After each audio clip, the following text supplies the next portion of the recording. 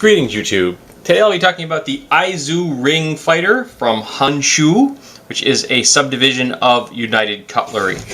And this is UC3010, handcrafted in China.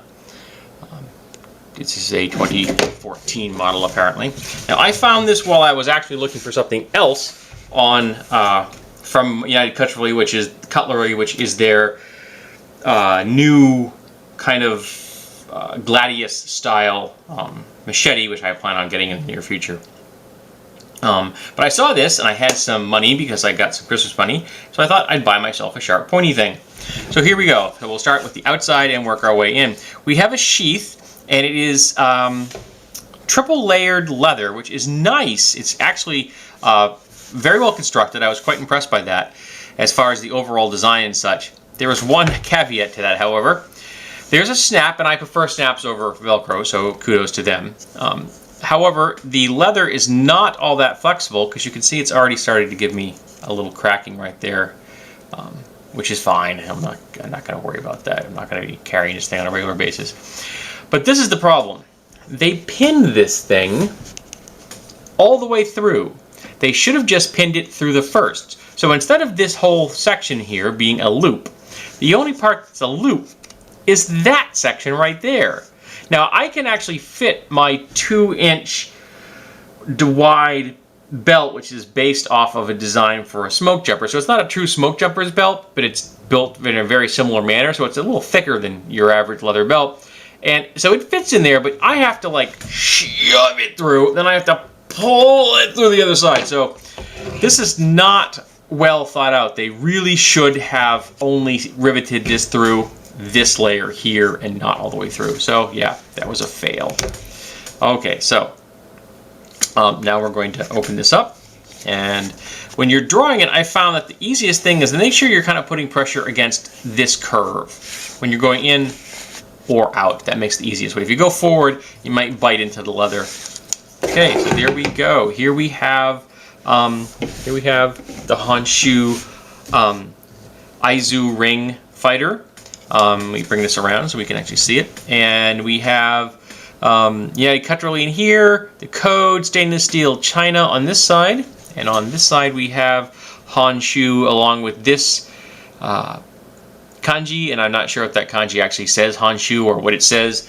Anyone out there who can tell me? Actually, here you go, here's a nice clear version. Anybody tell me what that says? That would be cool. I think someone once mentioned to me that it doesn't say Honshu. Doesn't really shock me. And I don't know if it's called a kanji. It's Chinese, I think. I don't think it's Japanese, but that's the pictograph, I guess, would be a proper term. That's a generic term. So here we go. This particular thing has a balance point here-ish. Yeah, so you're about a ½ inch off this relief cut here, though it's not, I don't know what, it's mostly just aesthetics. I don't think it's really doing anything. It's not lightening it a lot, and it's not really adding any strength to it because this is a fairly wide blade. Heavily contoured handle, and you have to use it like this. You have to hold it with your finger through the ring to get it to function. It is relatively comfortable, and you can hold it like this quite comfortably. You can't really do I can't do a reverse grip on this all that comfortably, and I think it's kind of silly. This is a really big knife to be doing on a reverse grip, but that's just my opinion. But it does fit nicely, and you can hold it like this or like this. So it's obviously designed to make large sweeping motions, great slashing cuts. It is, again, a nice thick design. If you like a thicker blade, this is good. This particular grind here is relatively even and steep. Even and steady. It comes out here, and while you do have a taper, it doesn't really start tapering to about here, so the tip is not going to be overly weak. You have a nice swedge, which I happen to like. This is a flat, and then you have a hollow grind, which leads to a secondary bevel. Now, the hollow grind on this side is even all the way up. The hollow grind on this side, however, you get right here, there's a slight bump. I don't know if you can see that in the light. There's right here, there's machine marks going this way that are heavier than the ones going this way. So the polishing didn't catch this. and this was not ground perfectly.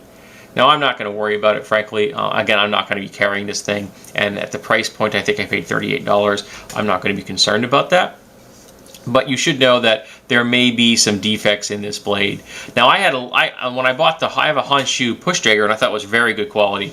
So it may be a matter of just who's making it. And if these are actually being handcrafted by someone who doesn't care as much, is not putting as much effort into the process. So there you go.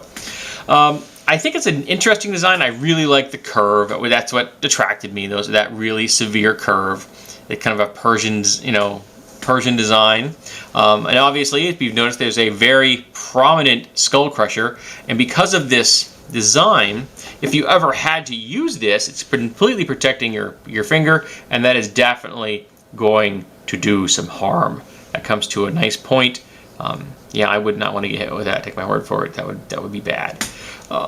But all in all, I think it's a decent design. I think it's attractive. The sheath has the problem of that rivet reducing the utility of the belt loop. And that, again, that grind problem on the other side of the blade. This side, again, it was done in a nice, clean sweep. The other side, not so much. So maybe the person is still learning. Who knows?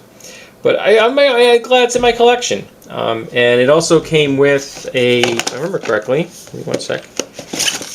Yeah, it came with a little catalog, along with a desiccant pack, a couple of those. And the catalog shows off a number of the designs. For example, they have a tomahawk. This intrigues me. I think it's really useless, but I still like the curves on it. They have a combat shovel. They have a combat hatchet and a karimbet. They have a combat spear, a survival spear, a survival hammer, a long-handled survival axe. Now, the spear and the hammer kind of intrigue me, I'll be honest. Though I've been coming up into my head for a design of a spear, I've been playing with some ideas, and I'm trying to get my angle grinder